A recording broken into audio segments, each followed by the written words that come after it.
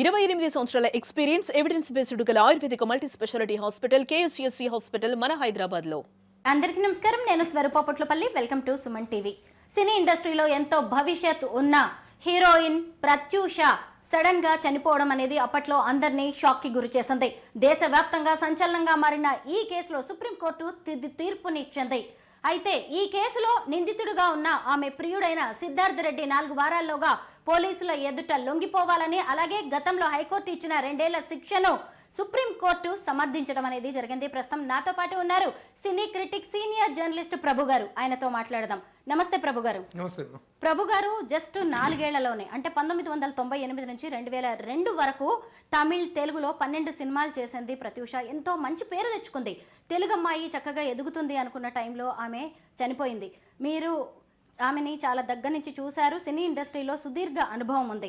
అసలు ఈ ప్రత్యూష అనే అమ్మాయి ఆలోచనలు సినిమా విషయంలో కావచ్చు, లేదంటే ఆమె భవిష్యత్తు విషయంలో ఎలా ఉండేవి? ఆమె అభిప్రాయాలు ఏంటి? అమ్మాయి చాలా చాలా ఫాస్ట్గా రైజ్ అయింది. ఇంత తక్కువ కాలంలోనే చాలా నెంబర్ ఆఫ్ ఫిలిమ్స్ రావటం చూసిన ప్రతి ఒక్కళ్ళు కూడా ఫస్ట్ సినిమాలో రాయుడు సినిమాలో మోహన్ బాబు గారితో చేసినటువంటి క్యారెక్టర్, కూతురు క్యారెక్టర్, ఆ క్యారెక్టర్లో అమ్మాయి ఏంటంటే మోహన్ బాబు గారు అంటే ఒక పెద్ద స్టార్ ఎదురుగా ఉండగా ఆయన్ని చాలా టేక్ ఇట్ యాజ్ గ్రాంటెడ్గా తీసుకొని ఆయన మీద యుద్ధం చేసే గారాల పట్టి ఎవరికి భయపడని ఆ రాయుడు అనేటువంటి పెద్ద ఈ అమ్మాయిని చూస్తే అంతగా ఇదైపోతాడు. ఏమంటే అది అంత గారాభమైన క్యారెక్టర్ చేస్తూ ఎంతో ముద్దులు లుగుతూ ఒక గారాల కూతురు ఎలాంటి ముద్దులు పోతుంటుంటే ఎంత ముచ్చటగా అనిపిస్తుందో అలాంటి ఒక నేటివిటీ క్యారెక్టర్లో అమ్మాయిని చూశారు.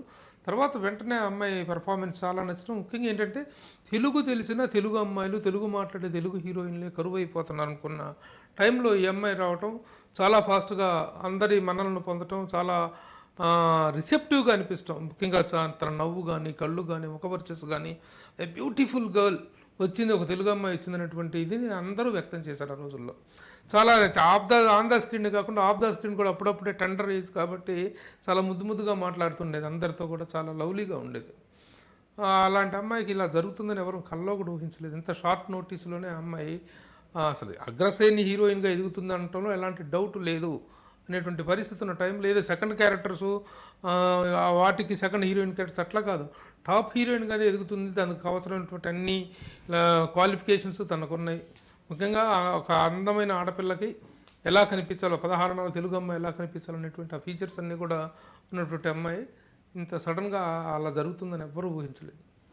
ఆ రోజుల్లో అది పెద్ద షాక్ ఇండస్ట్రీకి.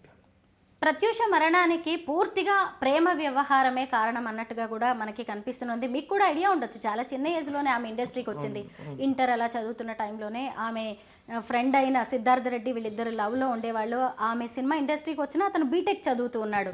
కానీ వాళ్ళిద్దరి మధ్య వచ్చిన విభేదాలే వీళ్ళిద్దరూ కూడా సూసైడ్ అటెంప్ట్ చేయడానికి కారణమని అంటూ ఉంటారు. కానీ ఆ తర్వాత వాళ్ళ అమ్మగారు ఆమె మీద రేప్ అటెంప్ట్ జరిగిందని, హత్యాయత్నం జరిగింది అంటూ కేసు కూడా పెట్టడం జరిగింది. అసలు ఏం జరిగింది ప్రభు గారు? ఏం జరిగింది అనేటువంటిది ఇంతకాలం కేసు నడిచింది. దాని తాలూకు పూర్వపరాలు ఆవిడ తల్లి మాత్రం తను నమ్మిన దాని మీద పోరాటం చేసింది. It is an uncompromised fight of A mother for all these years. తను నమ్మిన దాని మీద తను చేసేసి తనే కాదు ఇంకెంత కొంతమంది కూడా కలిసి రేపు చేశారు, సామూహిక అత్యాచారం అనేటువంటిది కూడా అప్పట్లో వినిపించినటువంటి మాట. సరే, కోర్టులో పెట్టబడినటువంటి సాక్ష్యాధారాల దృష్ట్యా, దొరికినటువంటి ఆధారాల దృష్ట్యా, పోస్ట్ మార్టం రిపోర్టు దృష్ట్యా, వీటన్ని దృష్ట్యా కేసు ఫైల్ చేయడం జరిగింది. అది హత్య కాదు, ఆత్మహత్య. ఇతను కూడా ఆత్మహత్య చేసుకొని హాస్పిటల్లో పాలైపోయి మరుసటి రోజున బతికాడు. అసలు అది ఆత్మహత్య అనేటువంటిది డ్రామా. ఇద్దరు కలిసి చేయించుకుంటే ఆ అమ్మాయి ఎందుకు చచ్చిపోద్ది, ఇతను ఎందుకు చచ్చిపోలేదు అని చెప్పేసి. యాక్చువల్గా లేడీస్కి మగవాళ్ళకి కొంచెం ఆ స్టామినా అనేటువంటిది డిఫరెంట్గా ఉంటుంది. అది ఎలా జరిగిందో తెలియదు. అవన్నీ కూడాను న్యాయస్థాన పరిధిలో ఉన్నటువంటి విషయాలు మనం మాట్లాడటానికి వెళ్ళలేదు. కాబట్టి ఏదైనా ఈ రోజున వచ్చినటువంటి ఫైనల్ జడ్జిమెంట్ అనేటువంటిది హైకోర్టు ఇచ్చినటువంటి ఏ తీర్పునైతే సుప్రీంకోర్టు కూడా సమర్థిస్తూ ఆ రోజున వేసినటువంటి 5,000 రూపాయల పెనాల్టీని మళ్ళీ 50,000 జరిమానాన్ని 50,000 రూపాయలకు పెంచి దానికంటే స్ట్రాంగ్ జడ్జిమెంట్ ఇవ్వటం, 4 వారాల లోపల కోర్టులో లొంగిపోవాలని తీర్పు రావటం అనేటువంటిది ఆ తల్లి చేసిన అన్కాంప్రమైజ్డ్ ఫైట్కి ఒక బెస్ట్ రిజల్ట్గా మనం చెప్పుకోవచ్చు. అవును, ఎన్ని వార్తలు వచ్చినా కానీ ఎక్కడ కానీ ఆమె మీద ఫిజికల్ అబ్యూజ్ అనేది జరగలేదు, హత్యాయత్నం కూడా జరగలేదు, దానికి సంబంధించిన ఆధారాలు లేవు అని తేలిపోయింది. మొత్తానికి ఆత్మహత్యకు ప్రేరేపించడం అలాగే ఆత్మహత్యకు పాల్పడడం అనే సెక్షన్ల కిందే సిద్ధార్థ రెడ్డి మీద ఇప్పుడు తీర్పు రావడం అనేది కూడా జరిగింది. 2002లో ఈ అమ్మాయి చనిపోతే ఇప్పుడు 2026లో తీర్పు వచ్చింది. సేమ్ ఇలాగే మనం విజయవాడ ఆయేషా మీరా తల్లి పోరాటం గురించి కూడా మాట్లాడుకోవాలి. ఇక్కడ ప్రత్యూష తల్లి అయిన సరోజిని పోరాటం చేస్తే అక్కడ ఆయేషా మీరా తల్లి అయిన శంషాద్ బేగం పోరాటం ఇప్పటికీ చేస్తూనే ఉన్నారు. ఈ తల్లుల పోరాటం గురించి కూడా మనం మాట్లాడుకోవాలి ప్రభు గారు. చాలా బాధాకరం అమ్మ. ఈ అమ్మాయిదైనా తను వెళ్ళిందే ఆత్మహత్య అనేటువంటిది ఒక వీక్ మూమెంట్లో చేసుకుంది.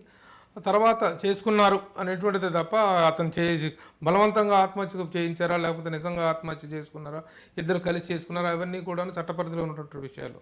కానీ ఆయేషా మీరా హత్య కేసు మాత్రం తలుచుకుంటే ఎప్పటికీ గుండె చెరువు అవుతుంటుంది. ఒక తల్లి పోరాటం కాంప్రమైజ్డ్ ఫైట్ చేస్తూనే ఉన్నారు.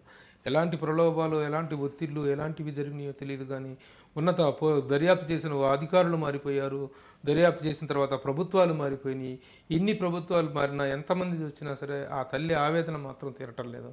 ఈ రోజున ఈ తీర్పు కోసం అయితే ఎలా ఎదురు చూసారో, ఫైనల్ వెర్డిక్ట్ కోసం ఎలా అయితే ఎదురు చూసారో, ఆయేషా మీరా హత్య కేసు వెర్డిక్ట్ కోసం యావత్ Andhra Pradesh both the Telugu states are waiting. ఎందుకంటే అంత దుర్మార్గపు చావు, అంత దుర్మార్గంగా ఆ పిల్లని హత్య చేసి ఆ రక్తపు మడుగులో డెడ్ బాడీని ఈడ్చుకొచ్చి ఎంత చేస్తే దానికి సాక్ష్యాధారాలు లేవు అని చెప్పేసి పోతుందంటే ఏమవుతుందో అని అర్థం కావట్లేదు. The justice delayed is justice డినేడ్ అనేటువంటిది ఈ రెండు కేసుల విషయంలో చాలా కొన్ని వందల వేల కేసుల విషయంలో నిరూపితమవుతుంది. భారత న్యాయ వ్యవస్థలో అదే ప్రధానమైన అవరోధంగా ఎంతోమంది న్యాయమూర్తులతో ఆవేదన వ్యక్తం చేయడం జరిగింది. ఇంత డిలేట్గా న్యాయ వ్యవస్థ అనేటువంటి నడుస్తాం, ఇంత నత్తనడకగా కేసులు నడవటం అనేటువంటిది. ఎందుకంటే ఒక అది జరిగినప్పుడు ఆనాటి ఆవేశాలు, ఆనాటి బాధ, ఆనాటి కన్నీళ్ళు, ఆనాటి రోదన, వేదన ఇవన్నీ కూడాను డైల్యూట్ అయిపోతూ ఉంటాయి. కానీ ఆ అనుభవించిన తల్లిదండ్రుల బాధ మాత్రం ప్రతి క్షణం ఆ గుండెల్లో గుచ్చుతూనే ఉంటుంది. అంత చిన్న వయసులో ఆ పిల్లని అంత దారుణంగా హత్య చేశారే, హత్య ఎవరు చేశారో నిరూపించండి. అది కూడా చేయత కానిటువంటి పరిస్థితుల్లో న్యాయ వ్యవస్థ, పోలీసు వ్యవస్థలు ఇవన్నింటివి తాలూకు ఆ పరిణామాలను ఎలా తీసుకోవాలి ఆ తల్లి. ఆ పోరాటం అనేటువంటిది ఒక కొలిక్కి రాకపోవటం, ఇన్ని సంవత్సరాలైనా కూడా రాకపోవటం అనేటువంటిది చాలా బాధాకరం. ప్రభు గారు, ప్రత్యూష బతికి ఉంటే ఇప్పుడు ఒక టాప్ హీరోయిన్ గా నిలబడి ఉండేది. డెఫినెట్గా ఒక టాప్ హీరోయిన్కి ఒక అద్భుతమైనటువంటి క్యారెక్టర్స్ చేసేసి ఒక టాప్ రేంజ్ని ఎంజాయ్ చేసి ఈ రోజున మళ్ళీ ఒక క్యారెక్టర్ యాక్ట్రెస్గా కూడాను తను టర్న్ అయిపోయి మంచిది చేసి ఉంటుంది. క్యారెక్టర్ యాక్ట్రెస్గా టర్న్ అయి కూడాను వదిన క్యారెక్టర్స్ కానీ అక్క క్యారెక్టర్స్, ఈ క్యారెక్టర్స్లో అద్భుతంగా ఉండిండేది ఇప్పటికీ అమ్మాయి. ఒక అగ్రశ్రేణి నటిని మనం చూసి ఉండేవాళ్ళం. ఒక ఆ టైం కాంటెంపరీస్లో పనిచేసినటువంటి హీరోయిన్స్ ఎవరైతే ఉన్నారో వాళ్ళందరిలో కూడా టాప్ పొజిషన్లో ఉండగలిగిండేది. ఆమె చివరి సినిమా కలుసుకోవాలని, ఆ సినిమాలో హీరో ఉదయ్ కిరణ్, గజాల ఈ ముగ్గురు కలిసి యాక్ట్ చేశారు. హిట్ అయింది కూడా. కొద్ది రోజులకే ఆమె ఆ సక్సెస్ ని పూర్తిగా అనుభవించకుండానే చనిపోయిందని చెప్పుకోవచ్చు. అయితే మనసంతా నువ్వే రిలీజ్ అయింది ఉదయ్ కిరణ్ సినిమా రీసెంట్ గా.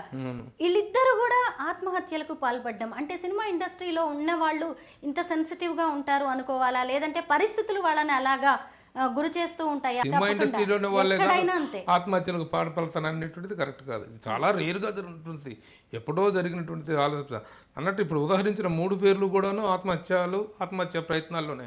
గజాల కూడా ఒకసారి ఆత్మహత్య ప్రయత్నం చేసి చాలా ఇదైనటువంటి పరిస్థితుల్లో బయటపడింది గజాల. అలాగే వీళ్ళిద్దరూ ఆత్మహత్యలోనే చనిపోయారు. వీళ్ళిద్దరూ కూడా ఆత్మహత్య ఇది ఆత్మహత్య అనేటువంటిది ఒక సంశయాత్మకం. ప్రత్యూష కేసులో ఉదయ్ కిరణ్ ప్యూర్గా ఆత్మహత్య అనేటువంటిది అందరికీ తెలిసిన విషయం. కాబట్టి ఒక వీక్ మూమెంట్లో జరిగినటువంటి ఎందుకో తెలియనటువంటి ఘర్షణ. ఆ టైంకే ఉదయ్ కిరణ్ సినిమాలు కొంచెం ఫేడ్ అవుట్ అవుతూ ఉండటం జరిగింది. ఆ పరిస్థితుల్లో తను ఎలాంటి వీక్ మూమెంట్లో నిర్ణయం తీసుకున్నదో తెలీదు. గజాల కూడా కొన్ని సినిమాలు ఫెయిల్ అవటం, పర్సనల్గా కొన్ని ప్రాబ్లమ్స్ కారణంగా ఆ అమ్మాయి ఆత్మహత్య ప్రయత్నం చేసింది. సరే, ఆత్మహత్యలు అనేవి ప్రతిరోజు సమాధిలో కొన్ని వందల వేలు జరుగుతున్నాయి. మన రైలు కింద పడేసినటువంటి ఆ విజయారెడ్డి ఏంటి, 2 పిల్లల్ని పడేసుకొని ఆ తల్లి ఆత్మహత్య చేసుకున్న విషయంలో ఇంతవరకు ఎలాంటిది తెలియలేదు. ఒక ఇమోషనల్ అవుట్ బర్స్ట్ దాని మీద మనం చెప్పుకోగలిగింది ఏం లేదు. మరి ఏదైనా ఇవన్నీ కూడా సమాజం మీద ఒక రకమైనటువంటి ఒక నిరాశ నిస్పృహలతో కూడినటువంటి నిర్వేదాన్ని కలిగించేటువంటి అంశాలు ఇవన్నీ. మొత్తం మీద ప్రత్యూష చనిపోవడం అనేది ఈ రోజు కూడా అసలు ఎవరు ఆమెని మర్చిపోలేరు. ఇటువైపు చూసినప్పుడు ఉదయ్ కిరణ్ కూడా అంతే. ఎందుకంటే వాళ్ళిద్దరూ మంచి నటులు, మన కుటుంబంలో వ్యక్తుల్లాగా, మన ఇంట్లో వ్యక్తుల్లాగా వాళ్ళు ఎప్పుడు నటించడం కాదు, జీవించడం అనేది చేస్తూ ఉండేవాళ్ళు. మంచి నటులు కాబట్టి ఈ రోజు కూడా మనం ఏది ఏమైనా ఇక్కడ మాత్రం అభినందించాల్సింది సరోజిని గారిని. ఆవిడ ఎంత పోరాటం చేసిందో. ఎందుకంటే ఏదో పోయిందిలే, ఏదో లెత్తులు వస్తున్నాయి, పోయిన బిడ్డ వచ్చుద్దా, ప్రతి ఒక్కరు చెప్పిందంటే పోయిన బిడ్డ వచ్చుద్దా అమ్మా, రాదు కదా, వదిలేసుకో ఈ మాటలు తప్ప ఇంకొక మాట చెప్పేవాళ్ళు ఎవరు ఉండరు. నువ్వు ఫైట్ చేయమ్మా, మీ వెనక మేము ఉన్నామని చెప్పిన వాళ్ళు ఎవ్వరూ లేరు. ఎంత అన్కాంప్రమైజ్డ్ ఫైట్ చేసిందో అలా అంత ఫైట్ చేసింది ఆవిడ. ఓ ప్రత్యూష చారిటబుల్ ట్రస్ట్ కూడా పెట్టింది, దాని మీద కొన్ని చారిటబుల్ యాక్టివిటీస్ చేసింది ఆవిడ సరోజిని గారు. ఆవిడ ఆ తల్లి ఆవేదనకి ఈ రోజున ఒక ఉపశమనం దొరికిందిగా మనం అనుకోవచ్చు. నిజమే. అప్పటి విషయాలని చాలా బాగా గుర్తు చేసుకున్నారు. అలాగే ప్రత్యూష లాంటి హీరోయిన్స్ కావచ్చు, లేదంటే ఉదయ్ కిరణ్ లాంటి వాళ్ళు కూడా ఏదో కష్టం వచ్చిందని ఇలా ఆత్మహత్యలకు పాల్పడకుండా సొల్యూషన్ వైపు చూస్తే బాగుంటుంది. థ్యాంక్ యూ సో మచ్ ప్రభు గారు. ఓకే, నమస్తే.